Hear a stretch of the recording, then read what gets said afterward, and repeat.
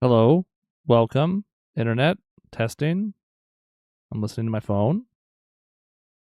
Maybe. Yes, seems to be live. Are we having audio issues like 15 years ago? No, nowhere near as bad. Good attempt to segue. You can't segue when I haven't even introed yet. Why not? You can't. Okay, I see Molly. We must be live. Hold on, I can actually show Molly Okay, the well, message. I fixed that too. That was also broken before the stream, but we're good. Hello. So long to do that. Guys, we're getting off track. I think we need to get back on what our topic of conversation tonight. Great. This is episode 715. It is March 17th, 2026, and welcome to Gray Areas. We are finally celebrating our 15th anniversary, and we have the four of us together again. It's been a while. We've all been busy in various times and ways, but we are here. Even Cody's here. He only gets credit for a third of that time, but he gets to be a part of it too. I honestly don't know. Actually, why is Cody here? I don't really know. I could have just skipped this week. Wow. I didn't have to do this.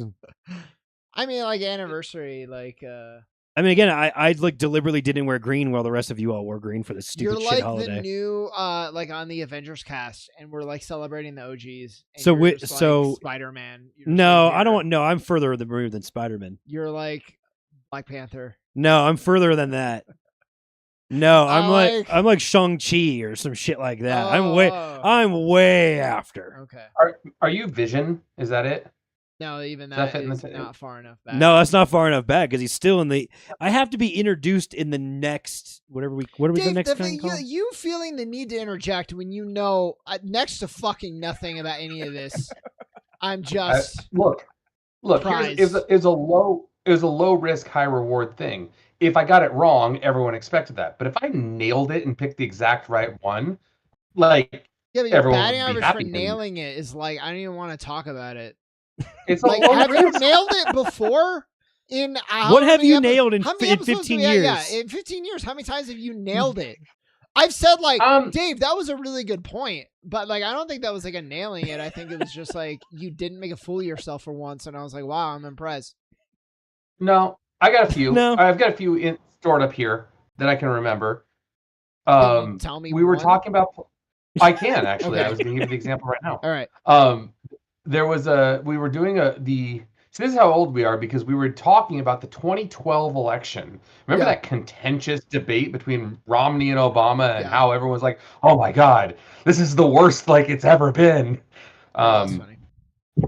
I remember talking about how like our issues we had with the current political system and how bills are written, how the laws were passed and stuff like that. And I basically said something along the lines of like, this is really this is a good bill, except you wrote on this writer that basically like, you're just throwing money into ducks' mouths. And for whatever reason, Sean loved that because I guess it worked was a bill. A duck's mouth is a bill, and that was a bill that goes through Congress. And Sean said it was the funniest. This was such a That was- meaningful moment to That him. was He clever. remembered it very yeah, I well. mean, I don't remember that at Yeah. all. You blocked Yep. it out because It it's was- irrelevant to you. I didn't block it out. I don't remember what we talked about last week, let alone 15 years ago, but or 2012, which is pretty close to 15 years. It's pretty actually. close 15 years ago.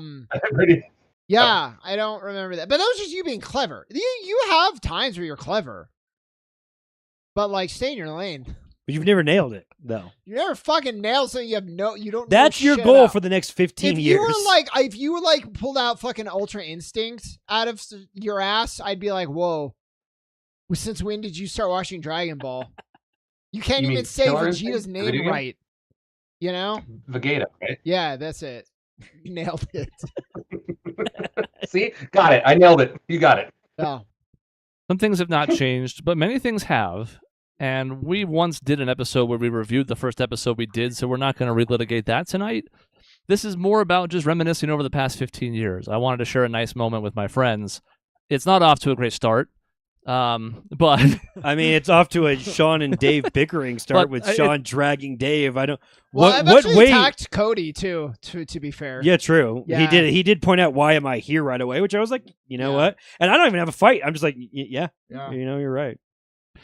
we have some folks in the chat that I also want to chime in. I want to be more responsive to messages tonight. This is going to be more of a free-flowing episode. There's not a big structure to it. We didn't gamify the 15th anniversary, which I even thought about doing at one point. I thought about making a wheel and putting stuff on there like say something nice about a co-host and like what's a big memory and stuff like that. We'll talk about a little bit of that, but more so is just to spend some nice time together. The episode might actually end up being a little bit on the shorter side, but also all three of them have things to say about Bam Adebayo. So if it comes to it, we have that in our pocket as well. Say something nice about a co-host, also known as Sean's Impossible Challenge. That's not true. I'm always saying nice stuff. He would say something nice, I and suppose Sean's then not gonna want to chime in with Oscars shit since that also just happened. That did happen. There was Yeah. nothing that interesting though. Okay, that's. So I mean, then we don't I mean need so it was an Oscars. You're right. Yeah, Okay, cool. Yeah, I mean, people are trying to make it interesting. I don't think I think It was the Oscars. That's how boring it is. Other than Chalamet getting fucking dragged by everyone in existence, which is pretty great. Yeah, that's the one controversial. Yeah. Anyways, kind of Yeah. deserved. I mean, 15 years. It has been a lot, Molly. That's true. But it wasn't just me. It's also been Chris. Yeah, Dave. Why have you sat through this for 15 years of being abused by Sean? It's a really unhealthy relationship. He does now it that to me too. I don't. I don't see it. I don't see it. Oh, Look, I don't see it. It's really easily surmised here. Some attention is better than none, Okay. and that's my life Good. basically. Is that what you're going to tell your kids as well? Yeah, I'm but his trying to kids break don't the talk cycle. to him. That's part of the problem. That's the issue. And you do. So that's the benefit. Yeah. Mhm. So he was like, I'd love if my kids hated me. They just don't care. I'm gonna cry. That's terrible. So no, I mean, I don't think that's the case. Actually, Actually, if it was, I probably wouldn't actually- say anything. I'd probably just avoid the topic.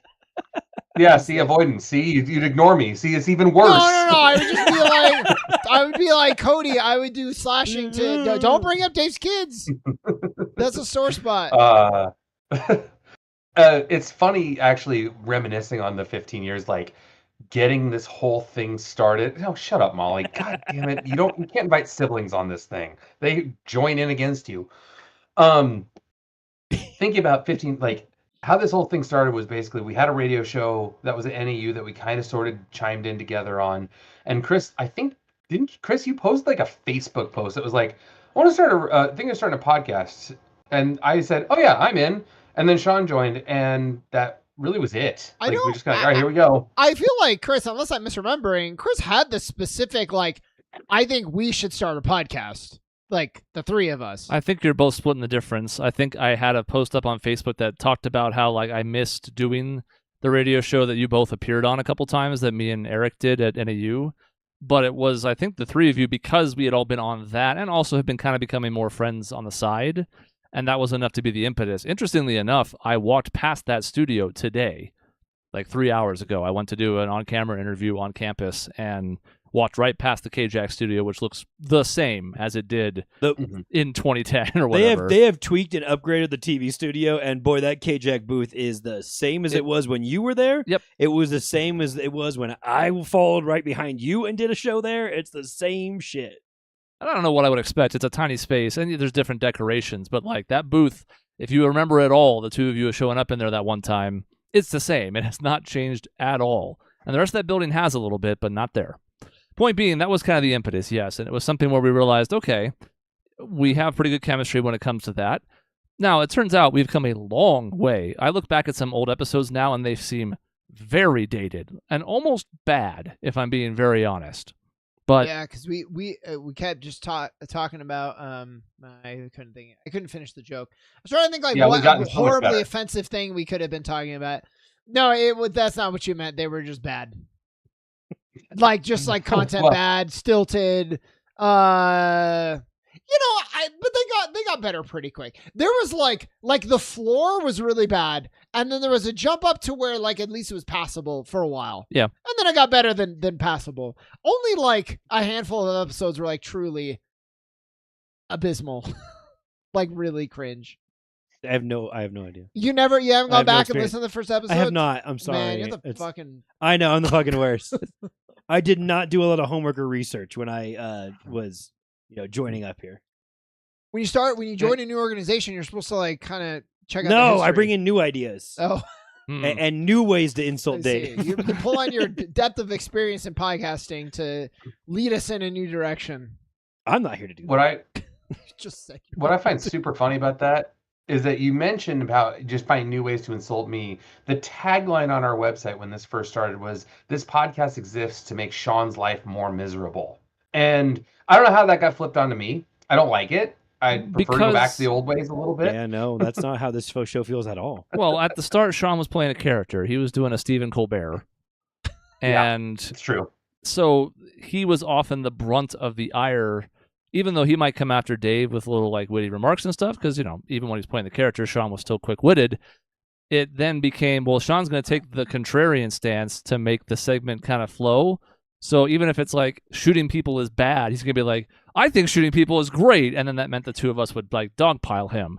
So that was kind of the idea at first. It turns out that was unsustainable for everyone involved because both of us got tired of yelling at him, and I'm sure he got tired of doing it. And it was hard because you don't, some of that, so this was Sean, did you invent I'm just doing my own research, basically? This is, maybe, but it was a symptom of, I think the headline was, it was a crutch for a little bit, right? Like we all kind of agree. We kind of needed it for the structure and whatever. And sometimes it was good, but sometimes we'd have a headline that was like, the cupcake one is the classic one. Sure. Woman smashes a cupcake store. Well, I remember that one. We were very quickly just going to be like, oh man, that's crazy. Someone smashed. I think it was all, we're clearly going to agree because that's crazy. And then the whole segment is just like, yeah, man, wow, people are just crazy. And then that's supposed to last for 5 minutes. So I was like, well, maybe the person had a really bad day. Yeah, I don't know. But you didn't put yourself in your position like, what would make me smash a cupcake store?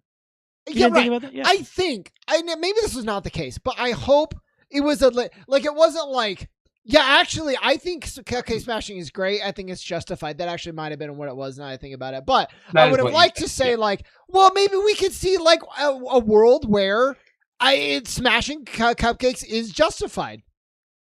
I mean, I could envision myself being in a position of smashing a cupcake store.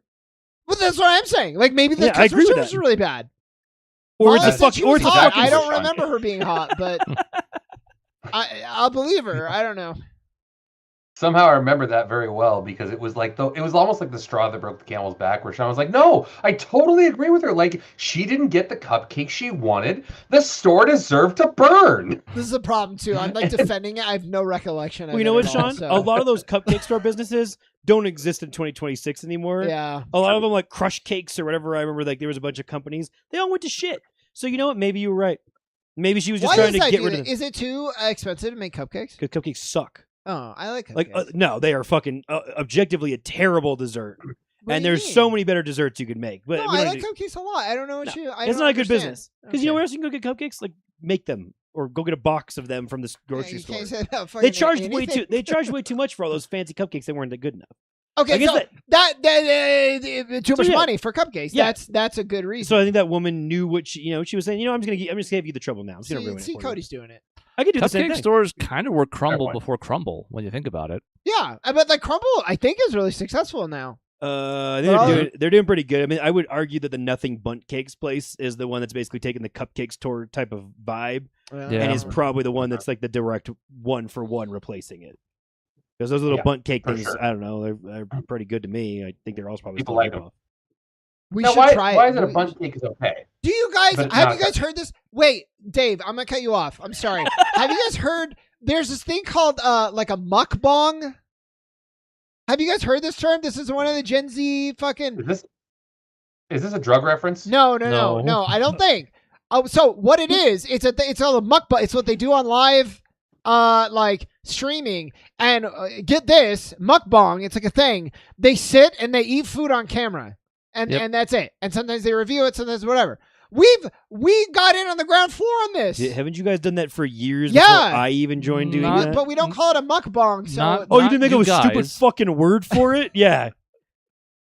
But it is a thing. Yeah, I've heard of it. Yeah, see, Crystal heard of it. So it was Korean. We could have been viral. So it's mukbanging? Is that the verb of it? I don't know. I don't understand where the words come from. I think mukbang, but yes. I don't even know how to pronounce it, like. But it's the thing. I tell Maisie this shit. She's like, I'm trying to think like what's the last slang she knows exists, and she's like so far behind. I'll be like, yeah, kids say like type shit. They say like, fire is an obvious one, and she's like, what? Oh, so weird. It's like, you're old.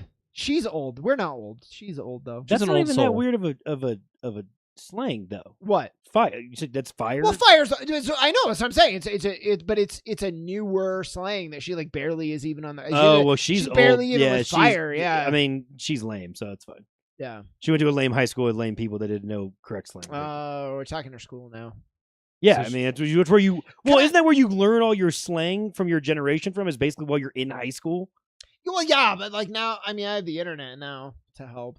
You googling teenager slang because I'm always on comment boards, and that's where you get a lot of the slang. Not comment boards, not even comments, and like IGN especially. You got IGN comments. That's great for all the slang. I don't read comments. You shouldn't. You shouldn't. I don't.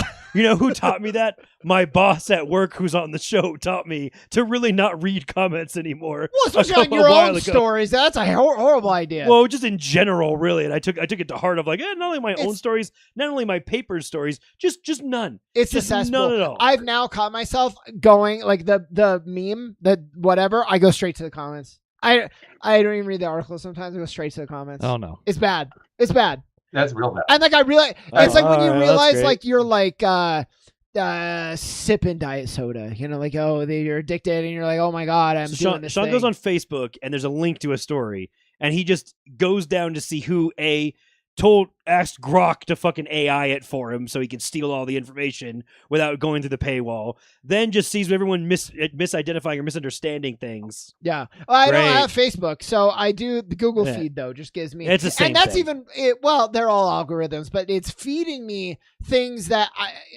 either things I will care about or that will enrage me for engagement, and it does a great job because I'm mad all the time.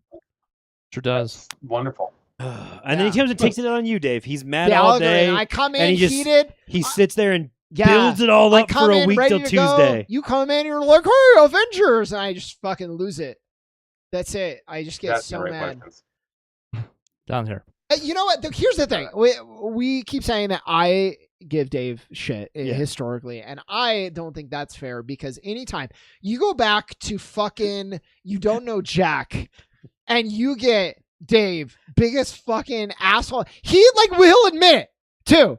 He's like, yeah, because I've earned it. And then he'll be like, oh, it's because I know it makes you mad. Yeah, sure. Sure that it's not just you being an asshole. Sure, it's just because it makes me mad.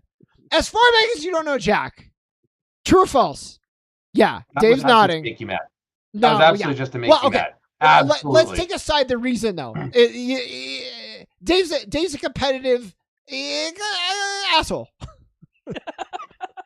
True or false? Here's the real story. The fun story about that is that as we expanded our media presence, I guess you can say, I played trivia games, and what happened one time was I said, I clicked an answer easy, I clicked an answer quickly and said, got it, that one was easy. And nobody else got it quickly. And for whatever reason, I just knew that one. And Sean would not let it go. He's like, don't fucking make people feel bad. He's like telling me how awful of a person I was for being like, I knew that one. And so I leaned into it hard. Do you think looking back that was probably the first time you had done that and I lost it? Or do you think it was the 1,000th time you'd done it and it just broke me? Which one seems more likely? Again, this is what probably it might have been multiple times. The problem was what happens is, to me, if someone did that to me, if someone clicked something quickly, it's like, got that. Oh, it was easy. Nothing about that would insult me. I'd be like, I'm glad they knew that. That's great. I wish I knew it. That's how I would take that. Apparently, that's the most insulting thing you can say. I'm already on Dave's side. Looking Cody, at me for help is not going to work. No, Cody, when you do what's the rule in crime where you're like, ignorance is not there's like a saying for it. Ignorance of the law is not a defense. Basically. Basically, there's a fancy saying for just because you didn't know it was a law doesn't mean that you're all of a sudden exonerated. You're innocent as a result. So Dave's like, oh, I don't think anything. Well, that's fucking nice. It still comes off like a fucking asshole. So yeah, but if I don't know, that's how you could have seen it. He was teaching you etiquette, Dave. Yeah, I'm sitting here For you to pass on my on day to fucking teach you. for you to pass on to your children when they play trivia to not rub it in someone's face that everyone else is so dumb for not knowing the answer. How dare you have learned anything? I just want to say, Dave, you need to just read the comments and not learn the answers to trivia. My point is, it was like 50-50. I need to grok it. It's been 50-50, but but that was fun. And actually, when you talk about that, starting as a podcast once every 2 weeks, and try to bleep out that would have been a nightmare. No, I think we tried to bleep out ourselves. Like, we tried to not cuss, right? Yeah, and when we did, I would know I'd have to go back and put a bleep on it. Oh, jeez. Because we wanted to be family friendly, even though that didn't really matter. Well, because so often our content was not family friendly, even if we were cussing. And now, the things have changed now where you actually, like, for the YouTube algorithm, you don't really want to say certain words in the first 5 to 10 minutes because it can get the video demonetized. Like, there's reasons to do it now. Those reasons didn't exist then. This was the Wild West of podcasting. We could have done whatever the fuck we wanted to. But we tried to because we wanted to keep some people in the audience, I guess. And I know, like, Dave's dad would still be sad that we don't do that, but I think it's better that we can just let an F-bomb loose every now and then. What words are we not supposed to say? Probably fuck. I can't say fuck on YouTube? Probably fuck is, I would guess that's one of them. It's not even that bad of a word. It's not even that. I don't even know. I mean, I guess we're more than 10 minutes in, but it's talking about, self-ending yourself. It's talking about dangerous shit. Other words that rhyme with grape. It's talking about, no, that makes more sense. I was like, we take fuck that seriously in 2026. That's a good point. But a few of those and those level of words. In this economy, in this world, no, back then it was iTunes, because iTunes had a clean rating that we were trying to keep, and that back then iTunes was the only podcast platform. So, that makes more sense, honestly. I probably told Dave to jump off a bridge or something. I was just kidding. Yeah, we're just joking. Thank you for the advice, shout out. Yeah. So, starting there once every 2 weeks, and then I don't know when we started game stuff, but it made me. Was talking to 15 years ago. I think it's always been a thing. Sean was shyer 15 years ago. Really? Yeah. The very beginning. Of course, that was you had to kind of force it. But by the time we got to Rebecca Black, I felt like I was like, bah, bah, bah, bah, bah, bah. And that was pretty early. Rebecca Black Friday. That was I mean, if this is 15 years ago, isn't that right soon after you guys started? I mean, I was in Chicago for sure. Because that happened before I got to NAU as a student, and that was 2012. So, but this shows how long it goes back once again, because Sean had a dalliance in Chicago where we were trying to have him do the show. Molly was in Korea doing headlines for a stint. Oh yeah. And we used to put those in post, but pretend like we were reacting to her, reading to them like we had seen the script. So the person who went first job was to sort of react as if they had just heard her say it.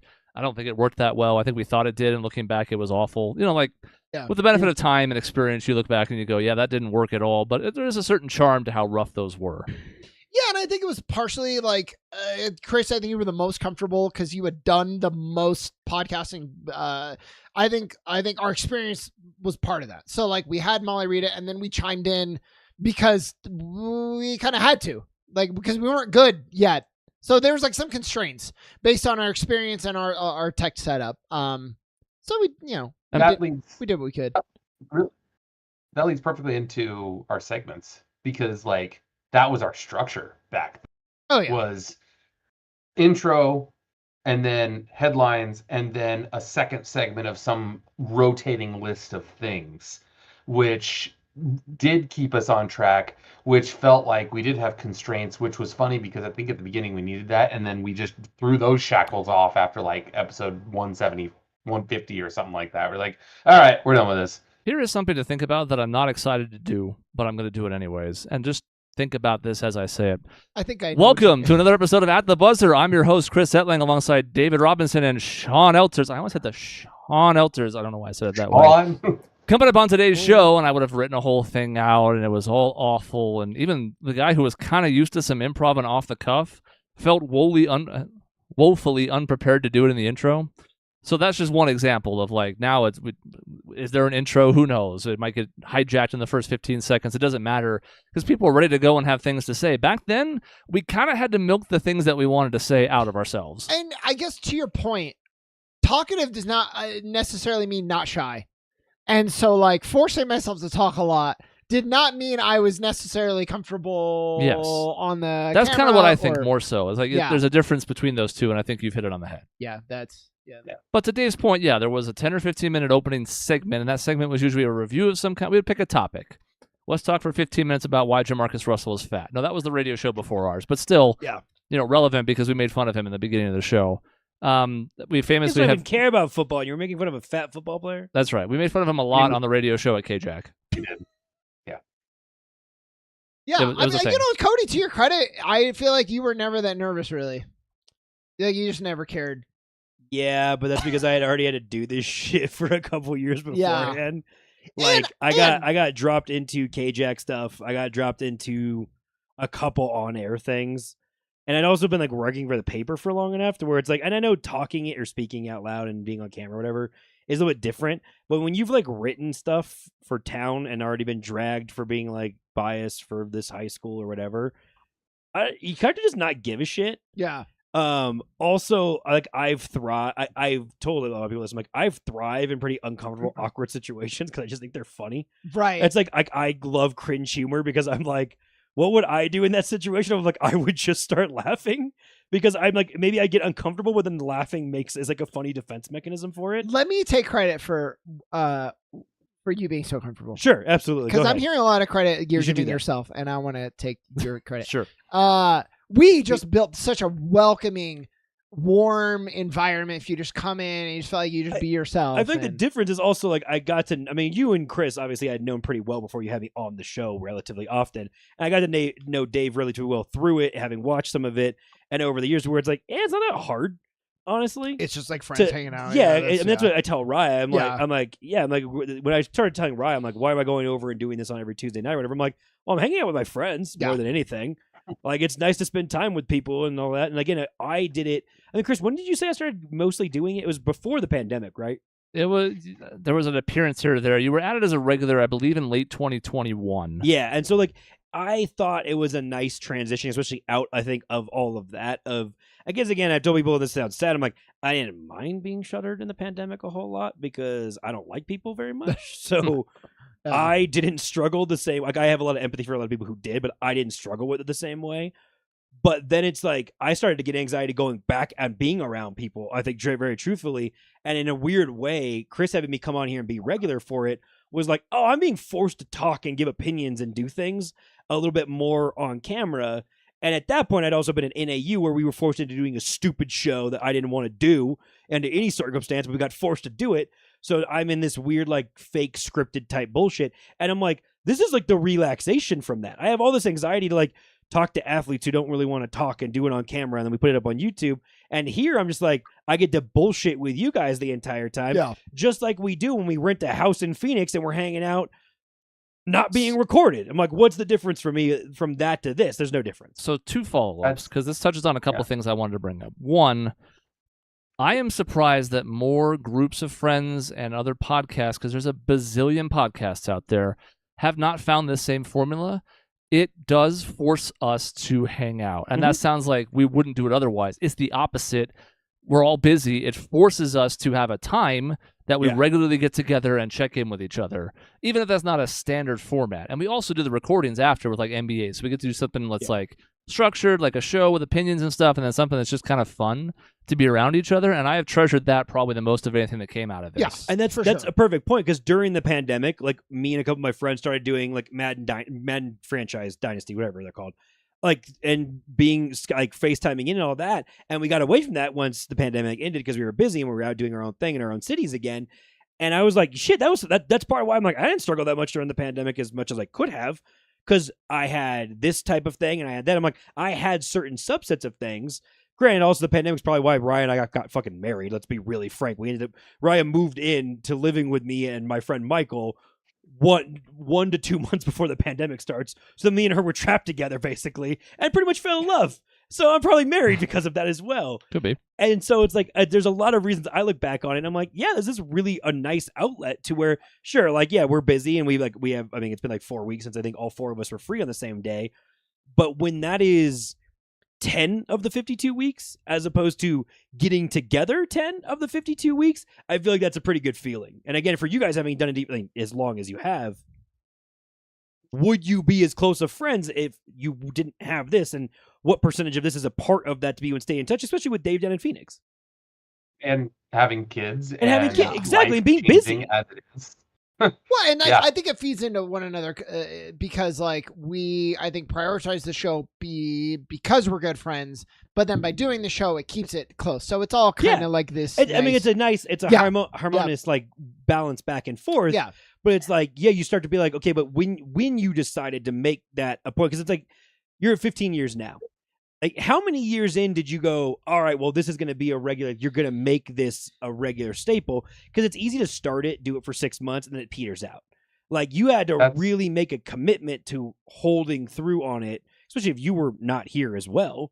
Like, that's an investment. And I'm not trying to quiz you guys on it. It's just like, I want to answer. There was a point where you guys hit that, and you were like, no, this actually is important.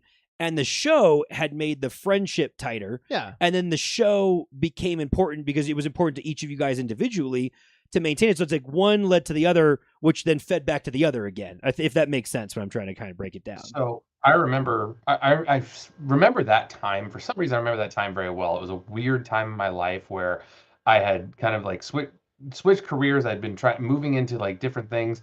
Relationship was back and forth. I had been dating Courtney before and then wasn't for a long stretch, and then still like trying to figure out if that was something we wanted to do. But so I remember that time really well. And I remember basically what happened was we tried to write articles as well for our website. We're trying to be like a multimedia type of deal. And we would kind of just record podcasts when we were able. And so we would have like episode 1 was on this day and episode 2 was 3 weeks later. And then episode 3 came out the week after that. And we were completely disjointed, completely nothing.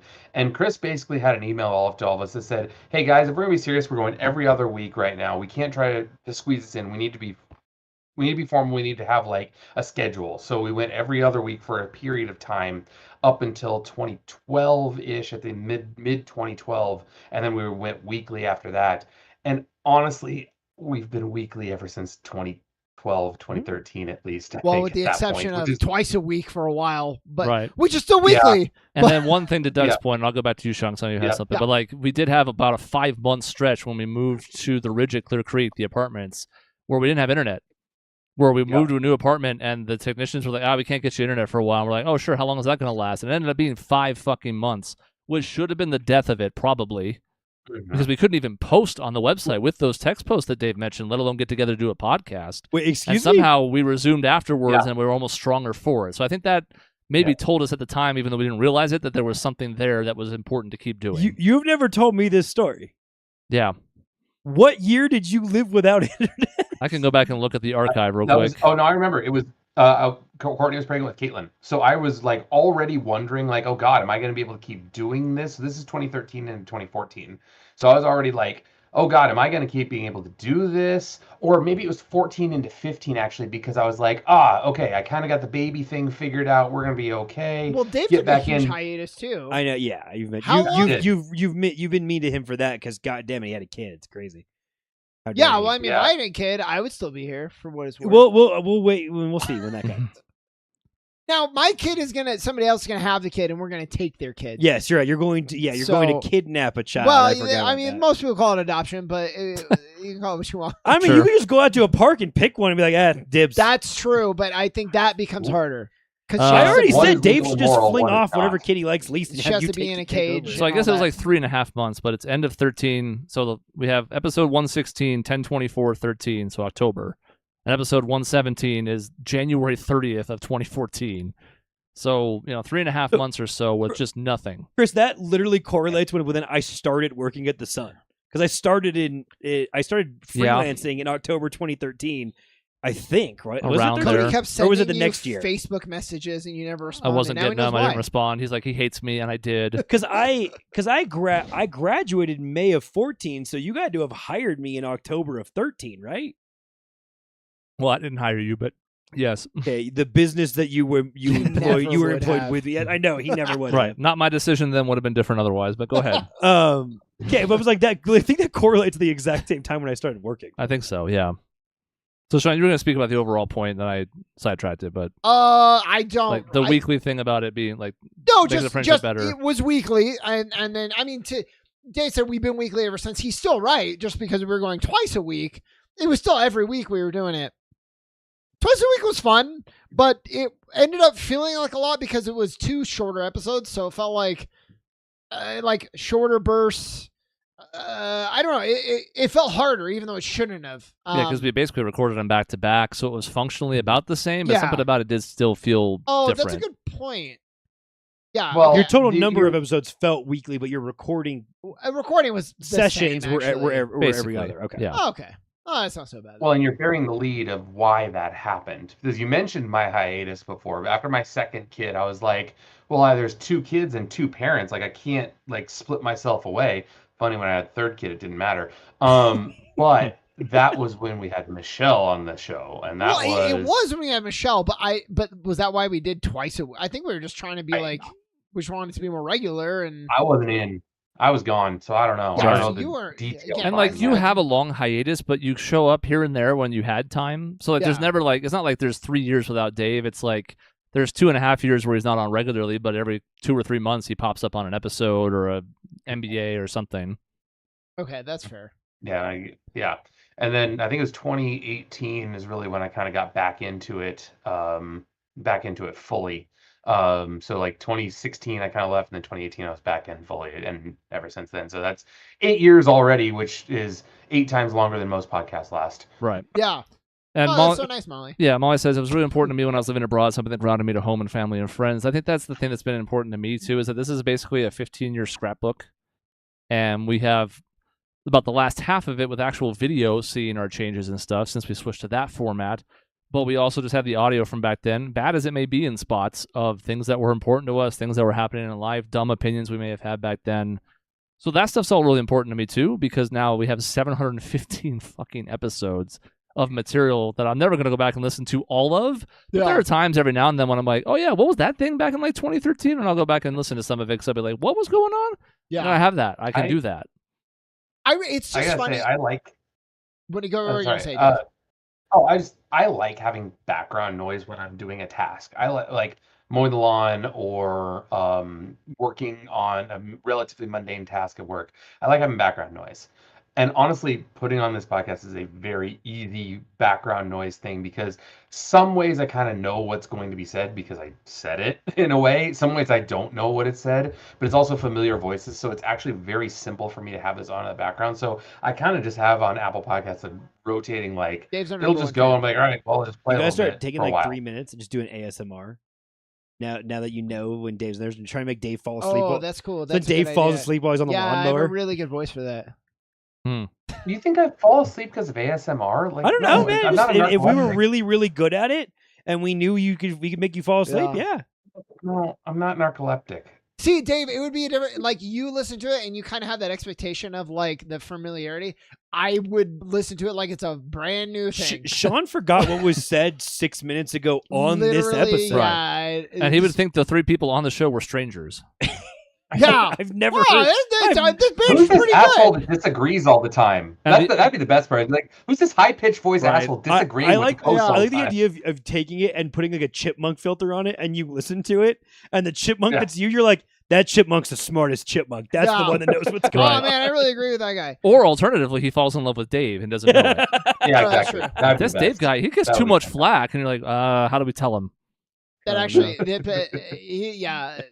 Well, actually, you bring that up, and I was going to say it is funny, some of the opinions changing, and I know I've had some where as the time's gone on, and the one I can remember right now is I fought tooth and nail with Jason on Samus being a great female character, and then we litigated the female characters, and I was like, oh yeah, like you actually need, if you're going to say a female is a character and you don't know, for example, that she's a female, that's kind of like a problem. So it's just like interesting how as we learn and develop and opinions change, and so we've kind of have a track of that, and maybe some people wouldn't like that, but I think it's cool that our opinions have been able to shift over the years. So I mentioned a twofold response earlier. The second half of that was this: I did a probably 25-minute TV interview today, and it was easy. And this isn't a new development, but I think in large part, yes, I had done a couple on-camera appearances before we started this, and yes, I had been on the radio more than the two of you, but I have become way more comfortable with public speaking, and I was okay to start with, but like this comes effortlessly to me now. So I was interested to hear, like, I know you guys maybe don't have quite the same gigs I do given my work capacity, but y'all are in meetings and having to lead projects and stuff like that. So like, has this helped the three of you in that regard, whether small or big? Have you noticed like now you can hold conversations and talk to groups more comfortably, at least in part because of this? Yeah, I think. I mean, Dave's not example- gonna have a fucking answer because he has no issue. He's the fucking biggest extrovert in the world. You know what's funny? As I get older, that's becoming a more and more difficult thing. Like I kind of sometimes hate the parents I have to be around. So Dave, they're listening. You can't say that. yeah, no, they're not. I promise. Yeah, but they'll think it's the other ones that they also don't like. They're like, good to know that Dave's on my side. Yeah, person listening, it's not you. All right, Right. It's everybody else. The It's other not one. you. Yeah. But no, the example I always remember the most to me is that when my friend Andy got married, of which Sean and Chris were both part of that wedding, I had to give the best man speech, and I recall hearing my voice reverberating off the walls. You know, I was holding a microphone, you could hear your own echo of your own voice. And I remember before I started doing this podcast, how weird that was to hear my own voice. Like, it freaked me out. Like, oh, you can't hear your own voice, a recording or echo. I didn't care one freaking bit that I heard my own voice because I was used to hearing my own voice at this point. I had listened back to the episodes and I knew how to just kind of go at that point. I didn't really worry about, oh God, I got to find my paper and read this and okay, make sure I hit no, I just talked. Like it was kind of like I had notes and I talked and it went fine and it was smooth. And I credit being on the show and hearing myself back and fixing tics and things like that because of the show. Yeah, I was gonna say I don't have an example, so I didn't really think it impacted that much, and then I think the dogs are outside. That's funny. It's warm. But then hearing Dave's story about the same story, Dave. Speech for Gary's wedding, same thing, and there was no problem, and it went really well. And then also like if I'm in a public speaking and I'm in a presentation and something goes wrong. And then just being able to like joke around about it, not really care, be like, oh man, yeah, we're gonna get in a second, we'll shoot the shit until then. Definitely much more comfortable with that than I would have been a long time ago. So yeah, I think I underestimate how much of an impact it did have, and hearing that story kind of made me realize it. So that's pretty cool. I think it's like helped me like sustain it because I don't know if I've told you guys. Thank you, this. honey. When I was like 7, 8, 9, somewhere in there. One of the radio stations in town was a country music station I listened to in the morning because my mom would get ready. And I was getting ready for school when I was a little kid. They would do sports reports. I always got bitter that they didn't talk about NASCAR. So my mom was like, well, why don't you call them and tell them that? And I'm like 8 years old, whatever it is. So I call and say, how come you guys don't say who won the NASCAR races? Because we like NASCAR when I was growing up. I spent like a year on calling in every Monday to a country music radio station when I was a little kid doing a NASCAR report.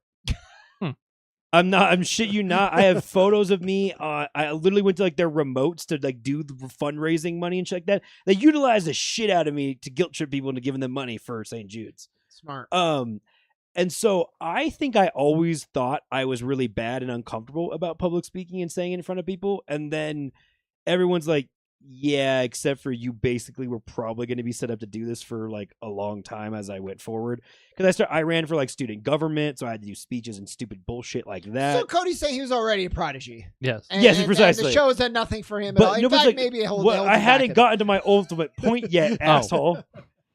But there was a big gap in time where I didn't do that as much. Like it was much more insular when you get to like middle school and high school. You hang out with your friends. Mm-hmm. I'm not doing a lot of that stuff. So I started writing newspaper stuff again when I got to my community college, which was a couple years. But that was a lot different. And then I transitioned into NAU, and then again we get to radio and all that. And again, like I said, writing for the public and all that, it makes you aware that your voice is out there. Except for to Dave's point, I do not like how I sound on recording. I still don't.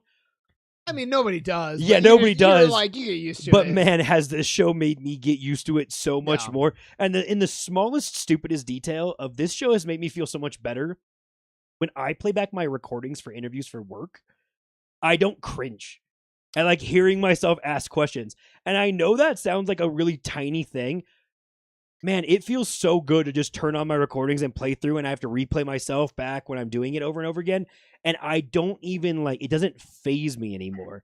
And doing this show, or even just playing recording when we're playing FIFA or playing NBA, has like really helped that anxiety completely go away. That's why I joke about trying to force Raya to come on here. Like, you know, Maisie's popped up and stuff like that. And I mean, Dave's kids have popped up. And I try to guilt trip Raya. I'm like, no, you should come do this. And she's like, she's terrified of it.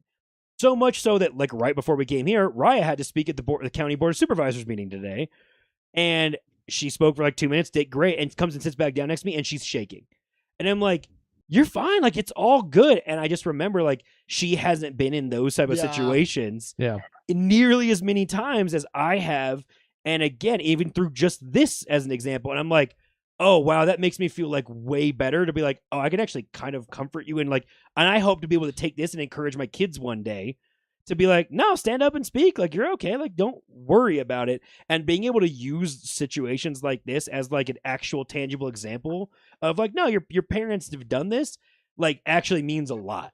Yeah. And I know that's like, and again, because that goes back to what makes my story full circle is like going back to me as a little kid when my mom made me do that shit. And I'm like, man, it's really nice to actually be able to be in a position to do that myself one day and feel really confident in talking about it and being like, no, it's not that big of a deal. Yeah, no, that is. She should join the show too. And I've tried multiple times. I see that though because like it's funny because with all I think the struggles that we had, some more than others, and I'm one of them. That was one of the more. Like Maisie joins the show and like she does great, and like Courtney's on the show, she does great. Yeah. And I'm like, why are they so good at it? And I was like, part of it is I think I was kidding before when I took the credit for your thing. I think we do have a pretty good infrastructure of like, we know not to just like leave people out to dry. Yeah, or absolutely. Like whatever. Or talk over them too much. Yeah. That's the one thing that all three of you guys did really well and still do as I'm on here is I didn't feel uncomfortable because we were good friends at that point anyway. But like, I didn't feel like I had to sit on the sidelines and like weave my way in. Like you forced me to Sean has forced me to talk. Chris has asked questions. Dave, like all three of you have made me like ask something and chime in because like you've given me shit when I'm like, you're like, oh, you haven't said anything. And I'm like, oh well, you know, I was just sitting back listening, and sometimes I space out. Yeah, and I'm actually just genuinely am listening. I'm like, oh yeah, I forgot I should probably fucking say something. Yeah, well, to add to that, what? To add to that, sorry, professional environment. It actually helps at work. Like you mentioned, you know, your interviews and stuff like that. Part of my job is I have to travel and then go sit in front of a room of like managers of offices, like 6 or 7 people at a time, or present on a WebEx or something like that. The fact that I get to sit here, shut up. God damn it. I almost stopped myself from saying. Sorry, I thought it was funny. Go ahead. I wasn't going to say it. You know, if you because I have kids, I hear it way too much. Yeah, and sure. So it's like I so I'm so sorry. Anyway, sitting here and especially being on video, I get to stare at this camera and look right into it. And I'm so used to staring at this specific camera that now when I have to do that for work and present something and have to speak off the cuff or even prepared, I'm like, all right, I got it. I know exactly where to look. I know how to focus. I know how to make them feel comfortable. When so many other people in my role are like looking down like this, or they're like here, or speaking quietly. It's you know what's great? Yeah. It changes it. You know what's funny about that is actually still a skill I don't have. Because like I don't like looking there, and even now I'm doing it, and it feels it's weird. I've had to get used to this a lot. Now I have a different setup. I'm in here, so I kind of it's right here in my field of vision. But I was like, I don't have to look at our camera because you put it right here. And I look at Dave. I look at Chris. I look at. I actually look at Cody. Sean and I turn and look at each other most of the time off screen, which is not like maybe like ideal. No, honestly, watch one of the sports talk radio shows when they have cameras. They are not looking at their cameras. They are looking at each other in the studio all the time. Yeah. And that was why last week was easy, too. I mean, last week I started off by talking for 15 minutes about BAM, and I was just talking here, and now it's second nature. And it was not, even 4 or 5 years ago, because it felt weird. I had to look at the screen. I had to look over here. I got to think and look off in the distance. And it's like, no, you got to lock in because then people feel like you're talking to them. Yeah. But that's just something that I can do in here because it's right here, whereas you guys out there, they're not quite in the same position. Me and Dave can. Yeah, same boat. Camera's right there. You know, it's great for like, you know, you have this immediate audience like bouncing stuff off of for like working on my Type 5. It's coming along. You see what works, what doesn't work. You get that immediate feedback. When Dave stonewalls me every episode, I'm like, all right, that doesn't work. I gotta try it. Is it just Sean's stand-up routine? He's trying out new material. Throwing shit at the wall. I just gotta see what sticks. Dave never laughs, so not a lot. I love that Sean says I stonewall him. I hype him up. I try to ask him questions, building on things that I have no fucking clue about all the time. No, stonewall is in. Frequently. You don't laugh at my jokes. Participation's great. Dave, you're supposed to laugh when you're being roasted at yourself. I don't understand why that's so hard to do. That would require funny. I mean, sometimes when Sean, that's what I'm saying. That's the point. The problem is sometimes when Sean roasting you, even if I disagree with him, I'm still laughing because it's funny. Dave, you're very good about participation. Dave, you're very good because you know so little about almost anything pop culture, and you still engage, and I appreciate that. See, I can compliment you too. With the most backhandedest of abilities. Just here, let's see what you compliment right there. But you do. You like engage, you ask the questions. That's why I'm never like, in all actuality, I'm not too nervous when you do like a movie review or whatever, because even if you don't know, you'll be like, oh, like what? Or you'll pick up on like a theme that we're talking about and you'll relate it to something and we'll explore it together still. So like, which is light years ahead of where he was 15 years ago. Yeah, we've seen the most change from him, because if it was a subject he didn't know anything about back then, he was a non-participant. And I think, but Dave, to your credit, I think you wanted to be a participant, but like now he didn't know how. It wasn't that you didn't have the interest. Now you have the interest. It's like now you know the tricks. Yeah, Dave has to listen to his children talk about things he does not care about. So you trained him, father. You trained him so well, and then he's now trained further to bring it back to the show. Because I mean, again, I'm not a parent yet, but like I've interacted with children who talk about things where I'm like, wow, I don't care.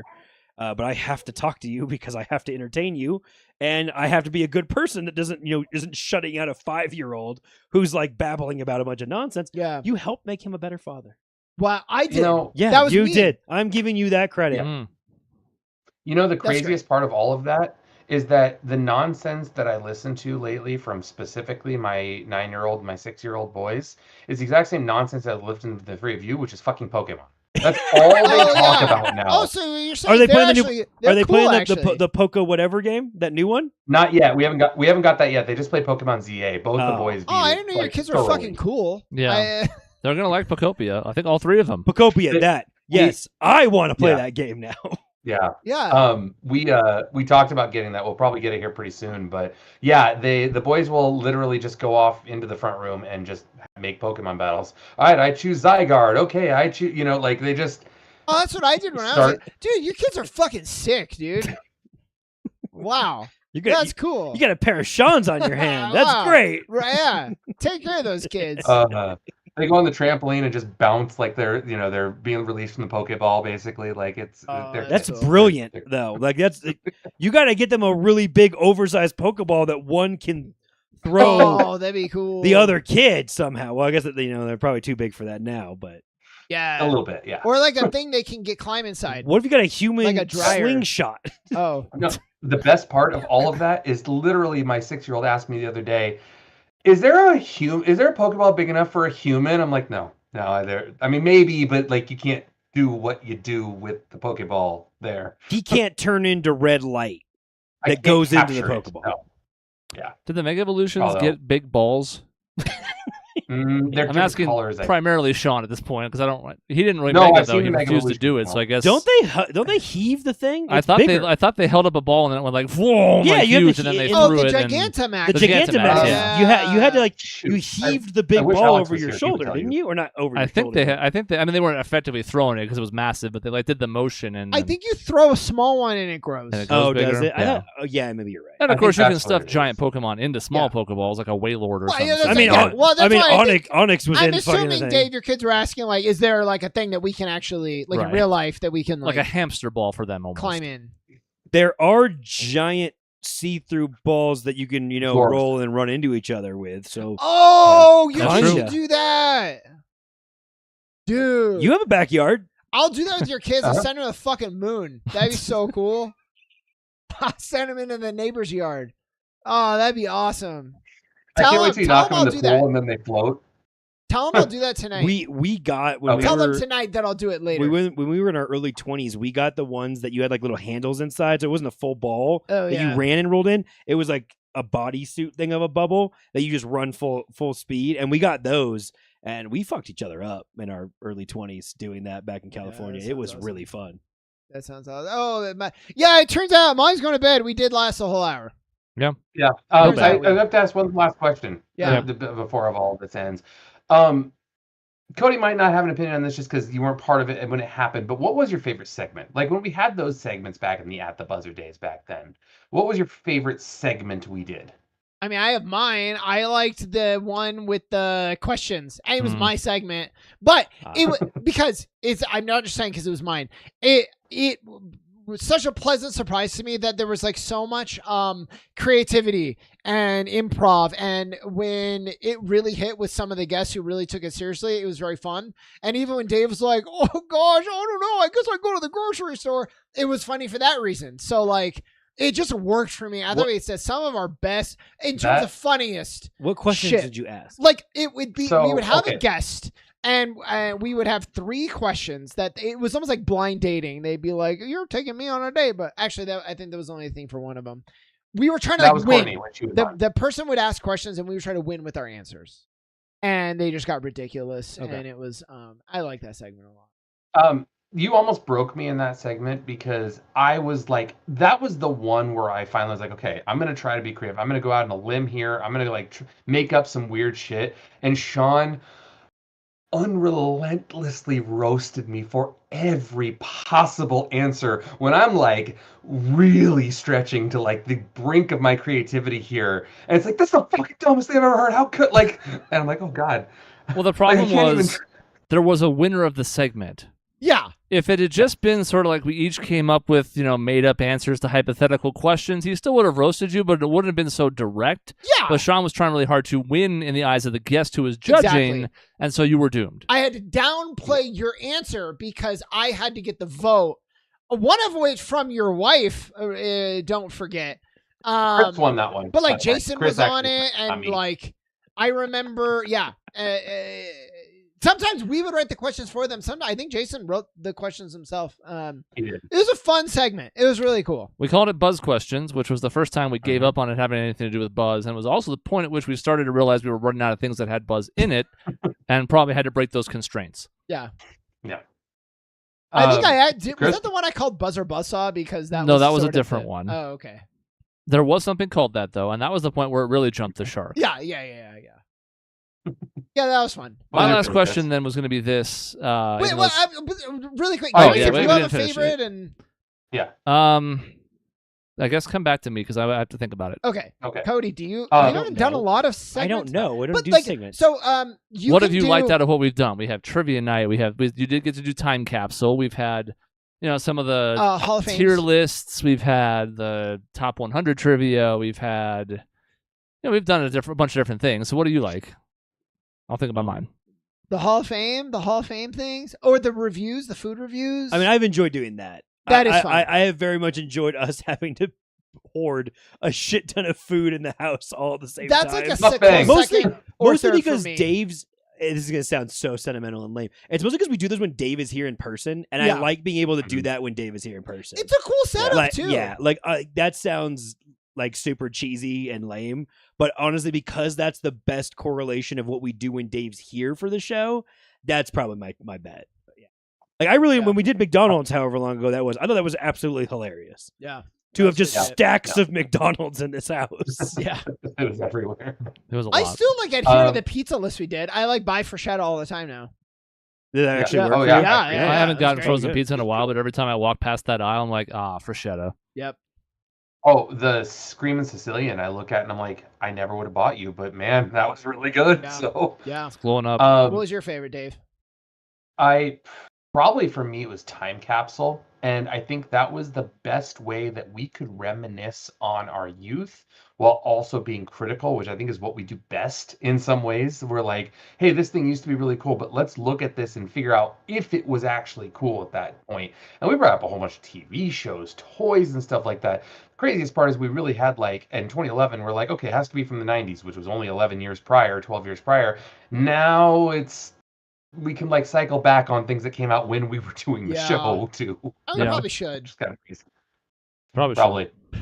Mine is surprising. I would not have thought this going in, but I went back and looked at the list of the different segments and stuff. Rapid reviews. I think it's Buzz Cut.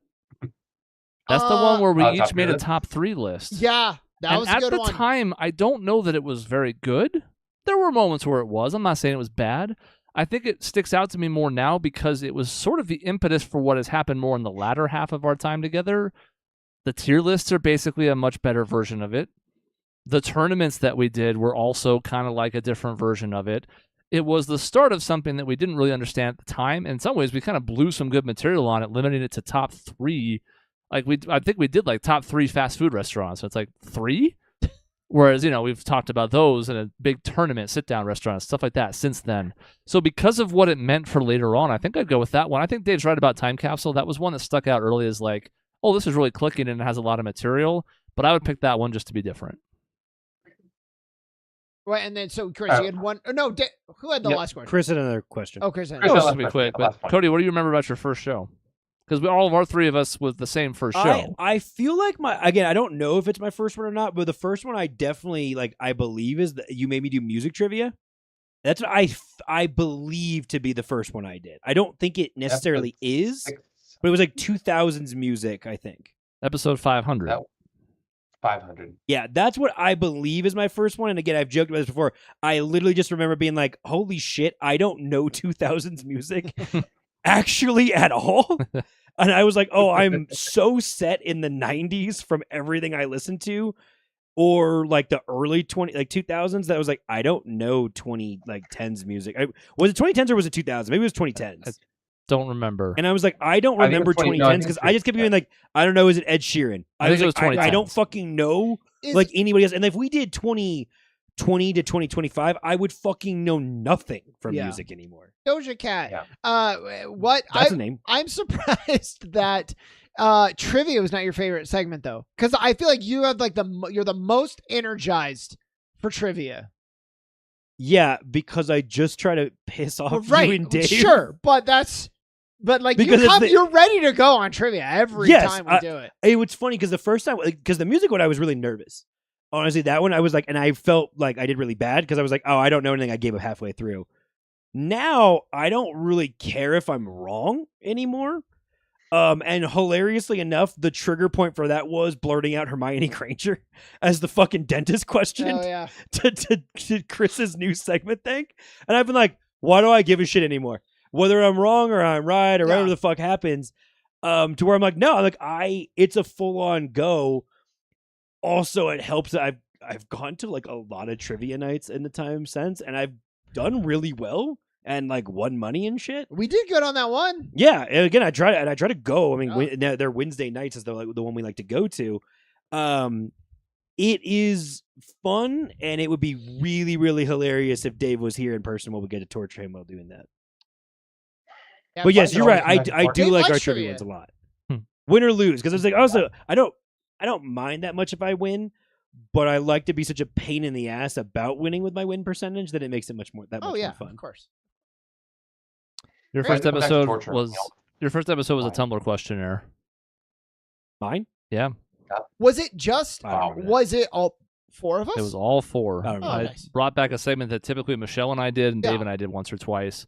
Because it seemed like a nice way to break the ice. Here's some layup questions for Cody to. I say that rings a bell. Remember that now. You're right. And the game show will return soon. I believe in 2 weeks. Hey! Because everybody's win percentages are close, and the next one might make a huge difference, and there might be not just 1 but 2 new games in it.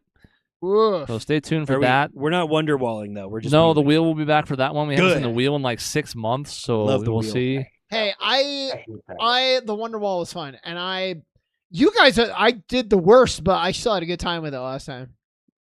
I thought I did great, and I did fucking. You both. It's because you both beat the whole wall. I'm not convinced that I'll ever do that again. I'm absolutely not convinced it'll happen again. I'm still mad because I remember seeing like you have to beat it with this much time left, and I'm like, okay, I gotta do that. And I look at the clock, and I had 2 left with like 3 seconds. I'm like, oh, I can't. I can beat the wall, but I can't beat Cody. Yeah.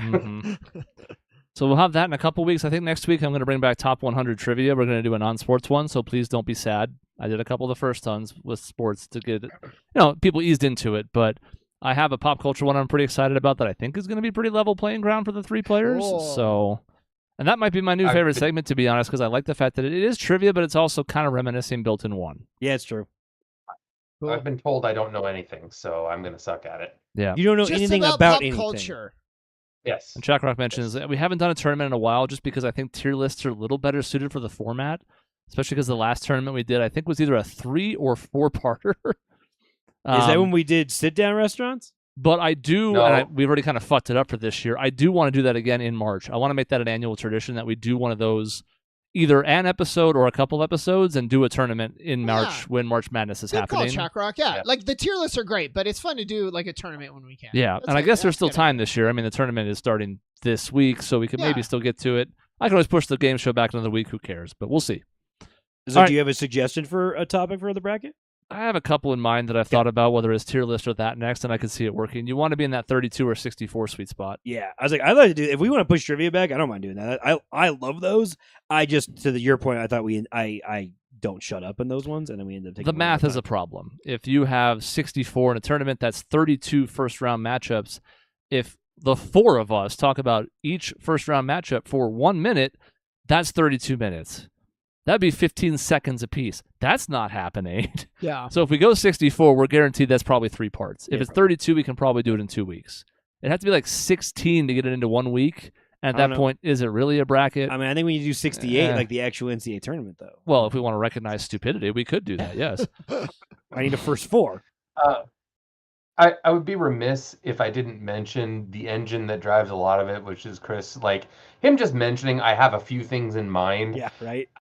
We've all had different parts throughout the run of the show where each of us have planned or brought an idea to the table or something like that. Me, probably the least of the most, because we've spoke about my creativity.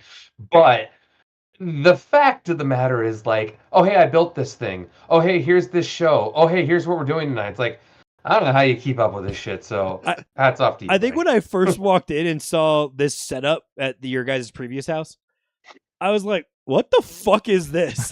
Like, hold on. Wait, how did you build in this little space like this studio setup and have all this investment? I'm like, oh, you're not fucking around.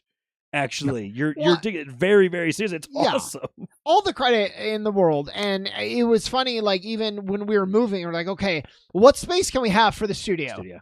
Like, it was never like, oh, maybe we don't do it or whatever. It's like, what can we do? And it became the Nook, It just seemed to make sense. I mean, you lucked into it with this space right here. It works very, very well. I think yeah. Chris reminded me, like, that was what we had in mind from the very beginning when they were talking about adding this bedroom. It was like, well, that creates a space that potentially is perfect for. Was this supposed to just be a podcast. full loft up here as opposed to I having think a it was wall? going to be nothing. It's supposed to be open floor. There were 3 different that's options. Such a waste of space. That's what we said. There were 3 options. Yeah, it We made was a bedroom. full loft, open ceiling, or split with this. Oh, It'd be nice God. if that room was like 1 foot wider, at least for the previous setup with the table in the middle of it, but still. I don't like because your house echoes when it echoes up like that. So you guys It made the does. right call because Yeah. I mean, this is the exact perfect space you needed for us to be out here. And then Chris Well- got creative enough where we split a camera between 2 of us for Yeah. this. So Yeah, I'm trying. I mean, now we're running things through the wall. People don't even know what this setup looks like if they haven't seen it. We never did a behind the scenes video for this particular setup. It's a Oh mess. yeah, we should. Last thing I'll say is this. I appreciate the kind words. And when one of the shows really pops off, like the first time we did like the top 100, I was like, yeah, that went really well. That's one of my best joys, is knowing that was something that all of us got to enjoy. It's why when we're doing FIFA or NBA, it's the same thing. Like because I put a lot of work in the rosters for those, but like in general, it's more so just so we have a vehicle for something that we enjoy. I will give some credit back in a way that I haven't done yet, but I think the apology needs to be as loud as the disrespect. Sean put a lot of work into his trivia show, and I kind of shit on it. So I'm going to put that on air as opposed to saying that off on the side. Oh, thank you. There was one breaking point. When I guessed an answer before the question was asked, I think that was what broke me. I think it was Animorphs. And it was like, it's a question about books, and I wrote down Animorphs before you asked it or something like that. And so, Sean also has put a lot of time into planning episodes, and I think it's scaled back in part because of that, if I'm being honest. You can tell me if I'm wrong, but no, I appreciate it. Yeah, we've all, I think to Dave's point, we've ebbed and flowed, and so I think there is an opportunity where we can have it be not just you doing all the planning for all I've of it, tried to pitch to him to let me in there and teach me how to do shit. Oh, yeah. Oh, that's a whole other beast. Is the running the tech side? Oh. Well, I'm not exporting this shit. Fuck that. I just mean like, I need to build the trivia and learn how to and where he pulls questions from. Otherwise, he'll know all the answers. But for him to actually play trivia, I'm like, I'll click it and do the transitions. I've pitched that idea, but then I do need to dive into I got to come over here and be like, okay, well, like, where are you pulling from? Because again, if I know the sources where he's pulling from, I can get creative and pull stuff that hopefully isn't. I don't know, the Who Wants to Be Smarter Than the Fourth Grader or whatever thing is the one that concerns me the most. Of like, how do you actually measure those correctly in terms of question difficulty and all that? I steal them from the show. Yeah, I kind of figured.